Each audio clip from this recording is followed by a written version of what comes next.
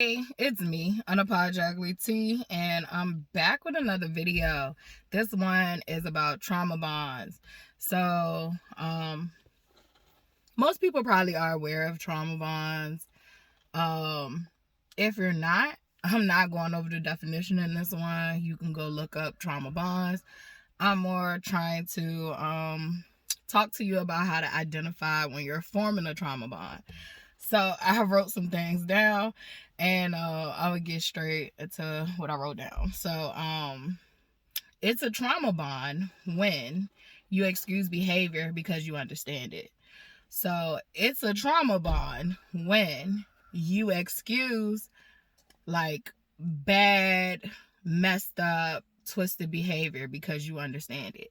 And typically you understand it because you have endured similar traumas, and so therefore you meet a person and you identify them immediately and you be like, oh well, I understand this person don't mean no harm. They're acting out of, this place. They're acting up because of this reason. So I just want to say that's a trauma bond. To excuse bad behavior because you understand it is a trauma bond. A healthy bond is when you can call out the behavior. You still can understand it, but you don't have to accept it out of fear of telling someone that they're misbehaving and trying to avoid conflict or avoid the person's feelings getting hurt. So a healthy bond would actually be not the complete opposite. You still understand that this behavior is coming from this place. However, you have a safe space with that person to be able to tell them that they're misbehaving. A lot of times in healthy bonds, what I've learned on this healing journey, that love is honest. Love can hurt your feelings, but not in the way that it is belittling you. So love can hurt your feelings sometimes when it brings you to the harsh reality that you're misbehaving. Love would not allow you to continue to misbehave just to protect your feelings. Ooh, and that made me just think about a situation I had. Like when I be telling y'all, I am not doing these videos from a place of I've mastered this. I'm doing these videos from a place of I am coming to these understandings and I am trying to implement it in my own life. But number 2, it's a trauma bond if you can relate in trauma and grief and nothing else. It's a trauma bond if all you can do is go to this person and talk negative shit. And I'm not even talking about negative shit as in grief. Grief can be good. Grief can be, its own thing. Trauma, talking about trauma in a positive, healing way can be a good thing. But if you find that that's all you can relate to with the person, 9 times out of 10, it's a trauma bond. You do have to use your discernment, but 9 times out of 10, it is a trauma bond where you can't talk about anything that brings you joy or happiness. If you feel like you got to protect it from that person or they're just not on that wavelength, you have a trauma bond. You and that person are bonded in grief, you're bonded in trauma, and that's your connection. Of course, when you have relationships, you need to be able to have a bond where you can vent and where you can get things out. But you also need to have a relationship where you literally can talk about good things. You can do good things together. It shouldn't just be all trauma and grief. So if you do notice that you have a relationship, and this is beyond just romantic, this is friendships, this is, co-workers, this is anybody that you're forming a relationship with, and all you can talk about is grief. All you can talk about is trauma. That's a trauma bond. It's a healthy bond if you can connect on different subjects, different topics, activities, and interests. So it should be well-rounded. It should be some balance to that. And I bring up this topic because I always am afraid that I'm trauma bonding with people, because I came from a lot of trauma, and that was one of the things that was brought up to me by someone. So I literally was like, you know what? You're right, but I don't even know how to identify this shit. So like I've been on a journey trying to figure out like how do I know when it's a trauma bond and when it's actually a healthy bond. Cause trauma bond has love and care in it. It's just twisted. It's twisted. It gets messy. And I like to say it's not healthy. It's not healthy whatsoever. So an actual healthy bond, you would realize that you share other interests besides just trauma and grief. And number 3, it's a trauma bond if you stay in the connection out of obligation and guilt, not because the connection makes sense or cultivates happiness within. This one is a major one. If you find that you have a relationship with anyone, it could be your mother, your father, your sister, your brother, your cousin, you know, your best friend you had since kindergarten. It could be, you know, it could be relationships that you've had for plenty of years. It doesn't even have to be a stranger or a coworker. It could be this relationship you've had for plenty of years.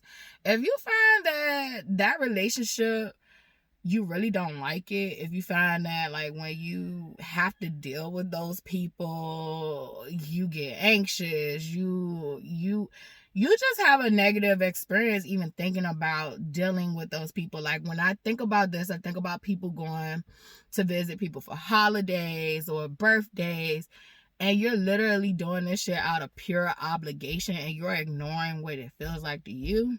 It's a trauma bond. It is a trauma bond. You're literally doing it out of obligation. You're doing it out of guilt.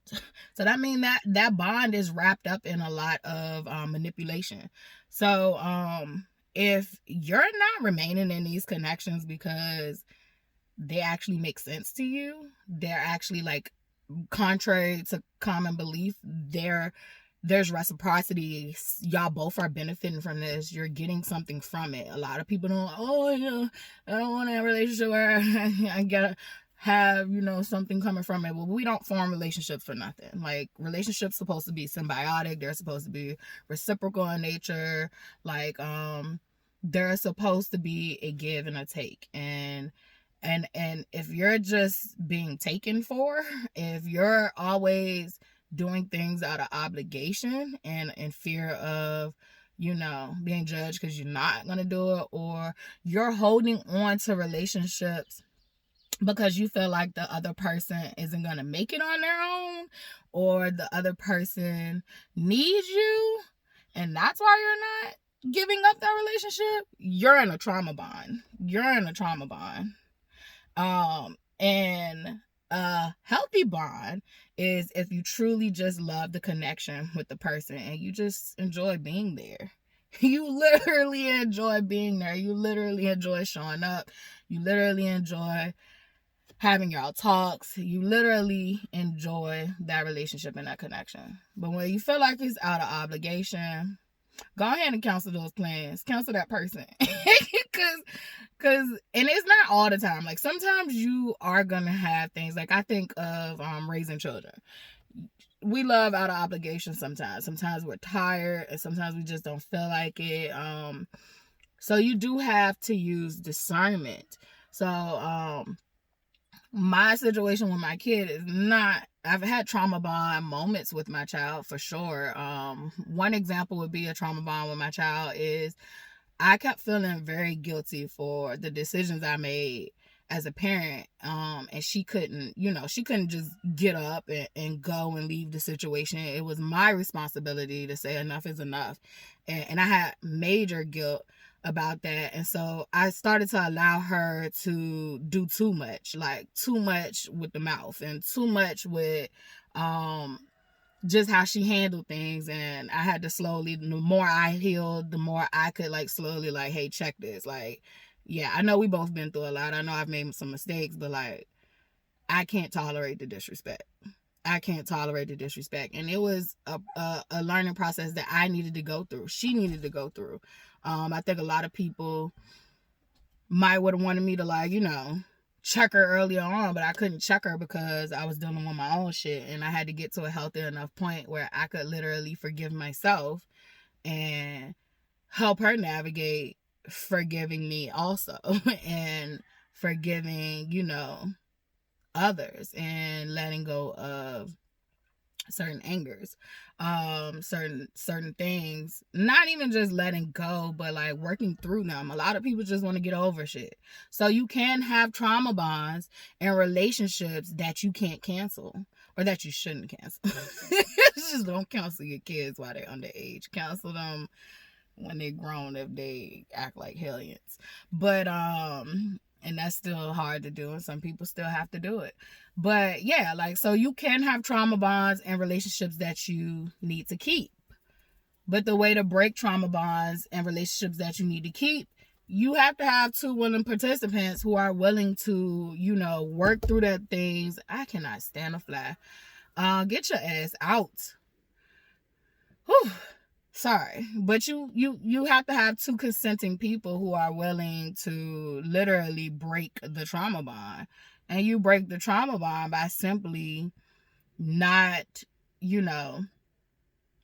continuing what feeds the trauma bond. So I've had a trauma bond with my daughter. I probably have some more trauma bonds with my daughter. I've told y'all, like, the sexual assault and just all that stuff. Like, I have this crazy fear of leaving her with people. And that's a trauma bond that I'm going to have to break, because, like, I literally hold her in too close. I hold her in too close, and I need to learn how to share her with healthy people. So a trauma bond for me and her is we're always together. We're always together, and it's always just us venting to each other. Besides having friends which are far away, like, we don't have any other outlets. So I just wanted to show, like, a trauma bond that's not just romantic or a fucked up friendship. Like, I've had trauma bondish shit with my child. But that doesn't mean you can't break it. But you do have to have two consenting people that's willing to say, hey, look, we're going to make active decisions to not continue to function this way. So that's that. Healthy bonds, you always know, because you really enjoy spending time, being around, doing whatever for those people. But trauma bonds, it is out of guilt and obligation. And one of the reddest flags for a trauma bond is, I don't want to leave this person alone because they can't make it without me. The fuck? They been making it without you. Like, they lived without you before you was in their situation. You was in their life. Like, y'all both been making it without each other. So, like, it's not on you what happens to them when you leave. Like, matter of fact, that's alarming that you have to be the one to keep them up, because what's going on with you? Like, if you're keeping them up, then they're bringing you down, because if they're on you, then they're bringing you down. So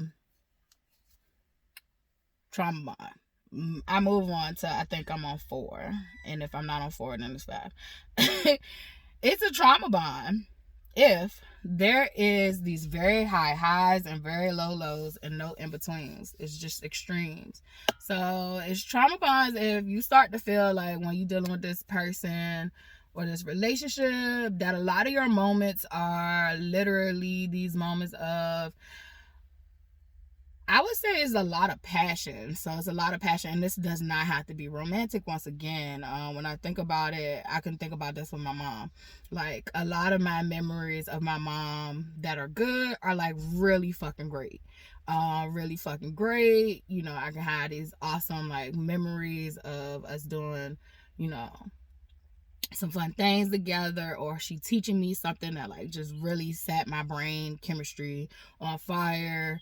And then, like, my other memories are, like, really, really fucking dark and traumatic. They're really low lows, and it was like they set my neurons on the opposite end, and it was like it burned out, and it's like it's like damage there. So, like, but rarely do I just remember, like, these just calm, regular, everyday moments. It's not that they didn't happen, but it's just that it wasn't our norm. So that's another thing. It's not that the in-betweens aren't happening, but it's that these are not the norms. The in-betweens are not the norms. It's these really high highs and then these really low lows, and you're always chasing to remember or feel the really high highs. And it's like the really low lows help the really high highs to be really high highs when they really probably just are really just normal moments. But because you are so used to really low lows, it makes it feels like it is a really, really high high. When really you just deserve that at bare minimum anyway. And that's what I'm learning. So in abusive situations and trauma bonds, the really high highs are really just normal life for everyday healthy people. It's just that we look at it as really high highs is because we're stuck in the really low lows, and so we'll associate those with really high highs, and then you just never really get the high highs like you want it to. So you're literally really not living in the in-between much, even if you factor in that the really high highs are just regular moments. So yes, that is a trauma bond. So if you find yourself like, oh well, this person isn't, we have good times, so it's not a trauma bond because we really do have these awesome times. But let's factor in, you got to do pros and cons. Like, does the good outweigh the bad, or do the bad outweigh the good? Most of the time, you lie to yourself and tell yourself that the good outweighs the bad. When in all actuality, the good you're receiving is what you're supposed to receive at bare fucking minimum. If you're receiving bare minimum and being wrapped in the present as if someone is being spectacular, like respecting your needs and your wants, that is not something that you should look at as a high. Like, that is literally how someone should treat you, even as a stranger walking on the street. Somebody should respect your wants and your needs. Somebody should respect you. Somebody should treat you right. Somebody should spend time with you. Like, someone should talk to you, take you out. Like, they should do nice things for you if you care about each other. Like, and vice versa, you should be there for each other. Like, but those are things that are like bare minimum ask. Bare minimum ask. So you might have to start evaluating, like, what is your expectations for you? Not for what you want out of someone else, but like, what is your standards and expectations for how you want to be treated? And then, are you showing up and treating yourself that way? Because if you're not showing up and treating yourself that way, you're very much like easier to let your standards like fall to the wayside and accept someone basically treating you like shit just to give you the bare minimum. That's a trauma bond. A healthy bond is a balance. So there's a balance. It's life. You're gonna have moments where, even if you think about like, we can think about this in terms of a spouse, but it's in any relationship. Like, it can be your kid. You're gonna have moments of grief. You're gonna have moments of things not working out. You're gonna have like conflict. Relationships, period, come with conflict. I think the only way you can avoid not having conflict in a relationship is if y'all not spending time together. Like, that's just the only way. Like, conflict will arise. You're putting people who are, even if you're similar, like, you're putting people together that are different. They're gonna be conflict. There's gonna be disagreements. It is not that relationships are void of conflict and void of disagreements that are healthy. Is that the way you respond to them and the way that you deal with them are what dictates a healthy relationship, and one that needs help or cutting off. So literally, a healthy bond will literally have balance. At bare minimum, there will be a level of respect for you and your standards. It's called boundaries, but like, a person would respect you, your boundaries, your standards, what you expect and what you need from them. And that doesn't mean that you have to be a fool or a simp for someone just because you're meeting their needs or whatever like that. It simply just means that the person you have chosen, you are okay with meeting that level of needs. Everybody is different. Everybody has different things that they're willing to deal with. So it's just learning you. You have to learn you first. And I'm in that situation where I'm learning me. I'm learning how to identify my own bullshit, because if I am called out on it, I need to be able to know that I'm not being attacked. Oh my God, the bugs. Sorry. And I've been doing good because I've been commanding my space, but like sometimes they be wilding, like, and I be forgetting that I could just say no and move and all that stuff. Like, it's energy. But literally, that was funny. Literally, like, I've had to learn these things so that when I am called out, I don't take it as an attack. Like, I've been through so much abuse that, like, when people would call me out on like simple things, like, I just was reactive because I had been through this extreme abuse. So I just thought, like, you know, like, I'm not gonna take it. And it's just like chill. All they said was that you was over talking them. Like, that's it. You can fix that. Like, you can fix that. You know, you like Thumper. You get excited, and you I realize that in myself. So like, I can realize that, like, that is one of my flaws I need to work on. Like, I need to be able to slow down and listen. Listen and not listen to respond. Stop personalizing. That's another one of my flaws. Not personalizing everything. Definitely have to work on that. But I have to be able to, like, I thank God for me being able to sit by myself. Like, it's funny because, like, the shit that you hate, like, literally be the shit that's best for you. Like, it really be the stuff that's best for you. Like, but sitting with myself has allowed me to reconnect with what was actually my flaws. When you're in an abusive situation, you really don't have time to just all the time reflect on you. Even though I can't say, like, for some reason in this last go round, this relationship that was abusive, like, I spent a lot of time, like, looking at what I was doing wrong, because I got sick of looking at his shit. Like, I just got sick of it. I was just like, you know what, at this point, bitch, something wrong with you. Something wrong with you. And I knew that. And that's why I kept trying to get help. I've been clear that, like, when 27 hit, like, I started putting in work. Like, it's more than just him. It's more than he's the problem. Even when I had the nervous breakdown, which I call a breakthrough, like, all my family wanted to place blame on him. His family even told me I should have left. And, you know, like, all that could be true. But what they were missing was, why was I there? Why was I there? And I could honestly say I wasn't going through the stuff with him because of just him. Yes, there was a lot of abuse and a lot of staying out of obligation and guilt and stuff like that. However, before I got to that man, I had so much done to me that it wasn't just him.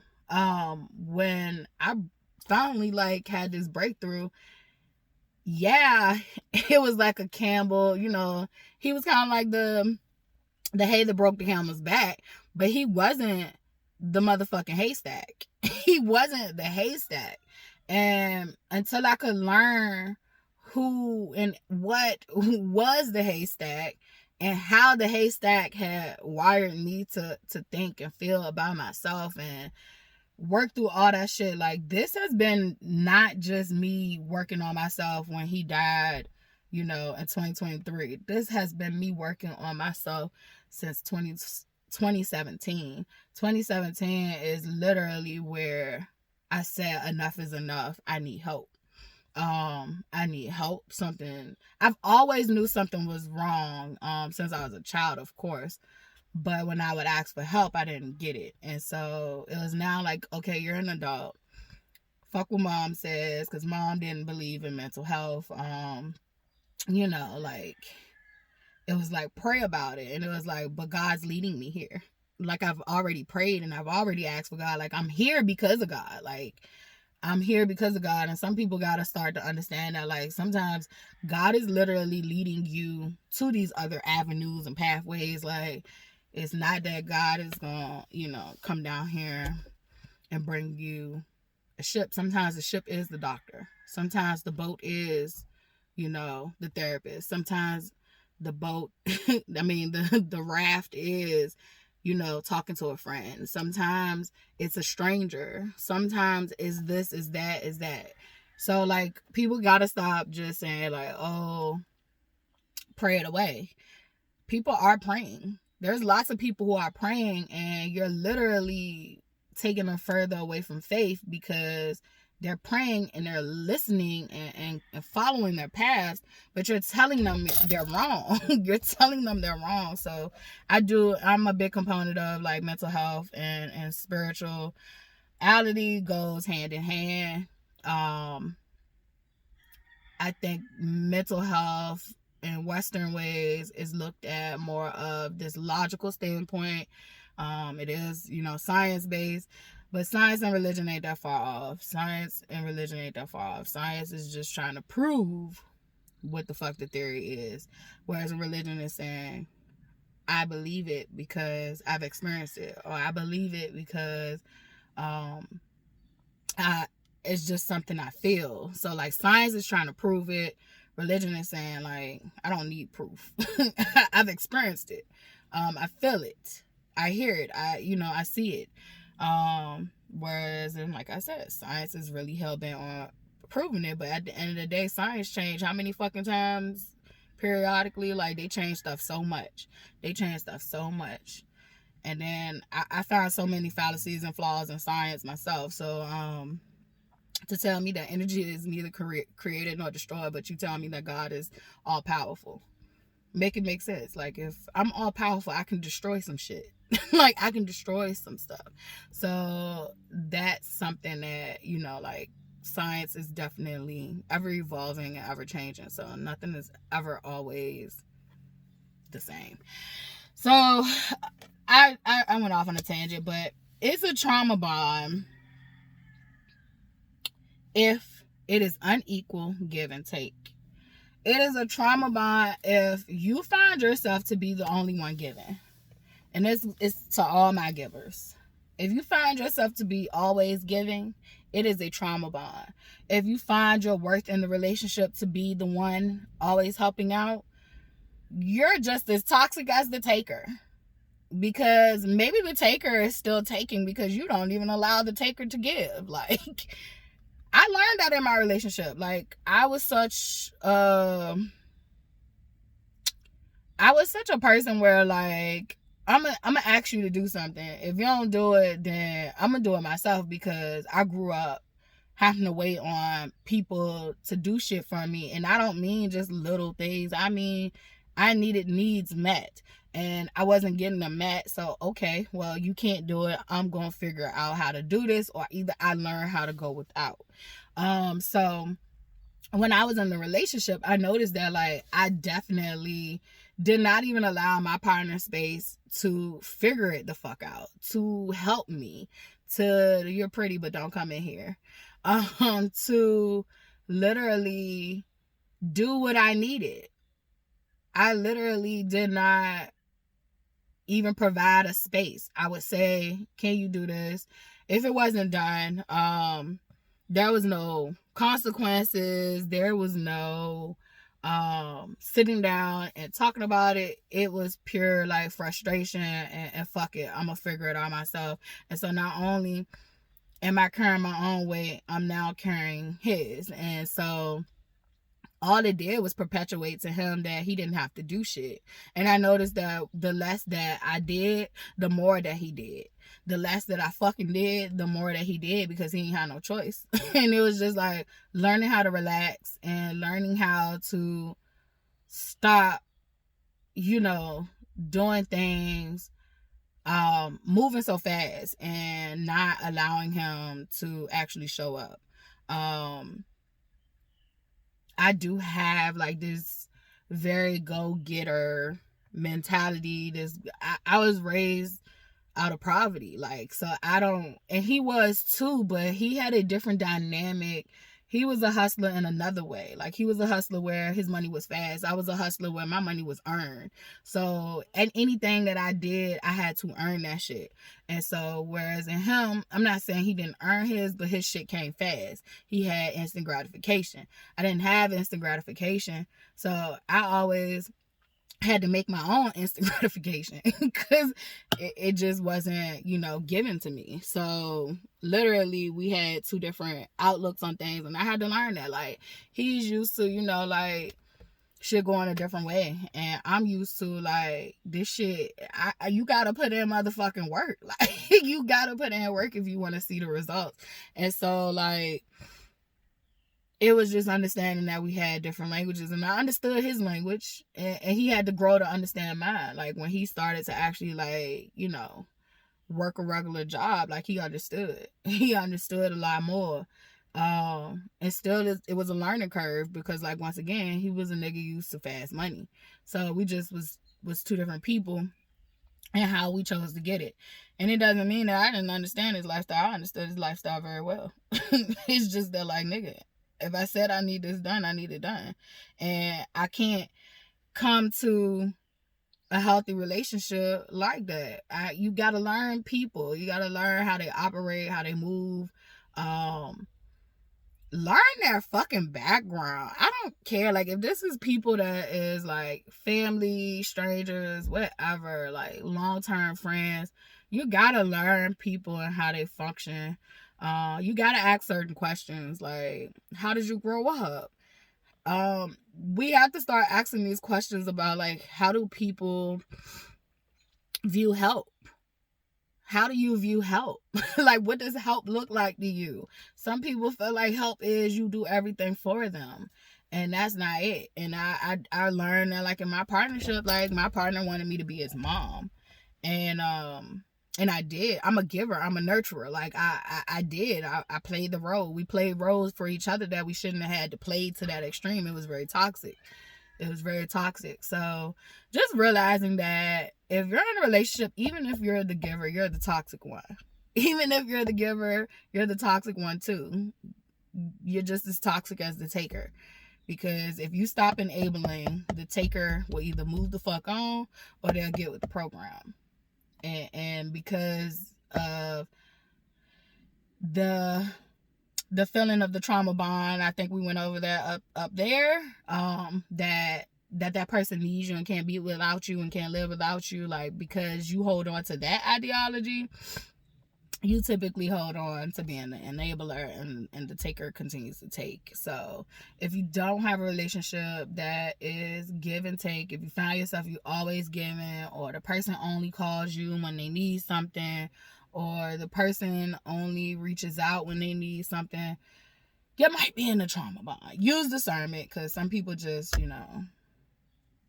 everything ain't always 100%. So use discernment. Another thing is, it's a healthy bond if there's reciprocity. A lot of people think reciprocity means that immediately, always when you do something for someone, you get something back automatically. Reciprocity doesn't mean that, I gave you $20 for your birthday, so I expect $20 from mine. Reciprocity just basically means that there is give and take. So one of the things might be, you gave me $20 for my birthday because I like money, and you like sentimental things for your birthday. So instead of money, I gave you, a gift that was from the heart. It doesn't matter the price, but it was a gift that was literally something that you would enjoy or love. That's reciprocity. Reciprocity isn't just like, you give, I give back. You give, I give back. Reciprocity could be, I paid for our meal when we went out, and you were grateful for it, but 6 months later, you know, my car broke down and I called you and I didn't have any gas, or I didn't have, you know, a way to help myself in that situation, and you came and helped me. That's reciprocity. So it doesn't have to be immediate. It is that this relationship functions out of a basis of I got you when you need me and you got me when I need you. I love you from how you need to be loved and you love me for how I need to be loved. So like reciprocity is like this even exchange, even if it's not immediate. It's not immediate give and take, but it is symbiotic, and it is literally and even exchange in the sense that like everybody is getting their needs met. So that's the end of my little is it a trauma bond video. I just wanted to put that one out there because I was struggling with that one. like well, how the fuck do I know it's a trauma bond if all I know is fucking trauma? And I think once you get to a point of healing, you start to realize like it's a trauma bond. When the major one is when you start to excuse abuse because you understand it. Just because you understand why these people acting like a fucking idiot doesn't mean that you should accept the behavior. Their feelings can be valid. I know my feelings can be valid, and my behavior can be fucking wrong. My behavior can be fucking wrong. My behavior can be fucking wrong all day long. So just because you understand it don't mean you should accept it. Don't mean you should excuse it. It actually means you're in a trauma bond if you're doing those things. So keep learning, keep growing, keep healing, because I know that's what I'm going to do. I have been in such a fucked up mind state for all my life. And I just give thanks to God for the healing that I'm afforded. Like, I could cry right now. Like, for real. I could cry right now. And I wish I had a shoulder to cry on. But I'll just go cuddle up with myself. and cry if I can. I did get to cry, I think, last night or the night before last. And I'm getting better. I'm getting better with it. But, yeah, like, I'm just grateful. I lived in so much misery and pain since I was a little child. Like, a little kid, I look back and I don't even know how I'm still alive. Like, a child so young. Like, my memory starts as basically like 3. Like I've told y'all, like, my dad told me the lesson of no means no by throwing a fucking ice snowball in my face. But yet no didn't mean no for me with the touching. No didn't mean no for me with any fucking thing that these adults were doing in my life. So, but I was taught harsh realities and lessons, and it was very traumatic, and I should have never been able to go through. I should have never had to go through that pain, and neither should you. But I'm literally thankful for the growth. I am thankful that I am able to talk about this shit now. Like, I'm able to get it out. I'm able to not lie about it just so that I don't have to face it. It literally is what it is. And I can work through it. I don't have to get the fuck over it. I can work through it and keep going. So I hope that whoever this video finds, you just know you're not alone. If God could bring me through it, he could bring anybody through it. I'm telling you, if he could bring me through it, he could bring anybody through it. Cause it was a lot. It was a lot. I'm still working on shit. But it was a lot. So keep going. Don't give up. I'm not giving up. I'm staying, on my path, and just keep going. Keep going, even if it feels hard. Just keep going.